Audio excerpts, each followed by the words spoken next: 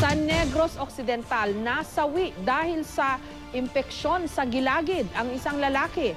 Yan ay matapos niyang magpabunot ng ngipin, hindi sa dentista kundi sa espiritista. May report si Cesar Apolinario.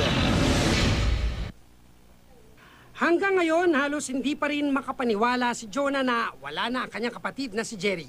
Nagulat na lang daw siya noong Martes nang malamig na bangkay na niyang nadatna ng kapatid. Nagigisingin niya sana. Ito kapit sa Jer. Kating kamu sa Jer. Nung bango na kayo. Nagingig ko di. Ano pa. Liso ko sa ulo. Yang dugo. So, kumbaga, nag-violate na sa... Nitong August 1, dinaing daw ni Jerry ang pananakit ng ngipin. Pero imbis na sa dentista, nagpunta siya sa espiritista. Doon siya nagpabunot ng hindi lang isa, kundi 5 ngipin. Wala ka ba lang may dentista da? Siguro nga ng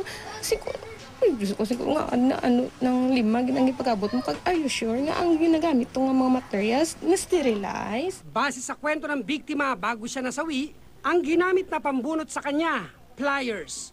Ayon sa sumuring doktor, nagkaroon ng matinding impeksyon sa gilagid ng biktima na tinatawag na septic embolism, secondary to dental foci. Kumalat daw ang impeksyon sa iba pang bahagi ng ulo ng biktima. Natunto ng GMA News ang espiritista. Napilitan daw siyang bunutin ang ngipin ni Jerry kahit hindi naman niya ito talaga ginagawa. Dahil na rin daw sa pagmamakaawa ng biktima. Pero hindi raw pliers ang ginamit niyang pambunot. Kamot lang eh. Kamot? Oo. Paano? Kamot pa may sa mga dentist, mga espiritual. Base sa survey na isinagawa ng Department of Health noong 2011, 4 sa kada 10 Pilipino lang ang kumukonsulta sa dentista kada taon, habang 6 kada 10 Pilipino ang nagsabing hindi sila nagpupunta sa dentista kahit kailangan na dahil na rin sa walang budget. Bukod sa mabigat sa bulsang pagpapadentista, nananatiling problema sa Pilipinas ang kakulangan ng oral health services sa mga malalayong lugar. May mga klinik ding hindi kumpleto ang pasilidad.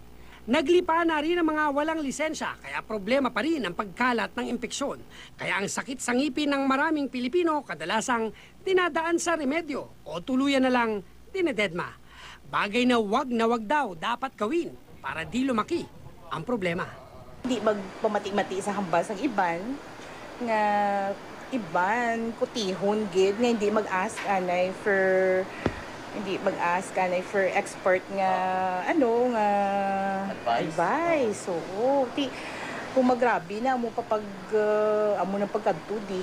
Cesar Apolinario, GMA News.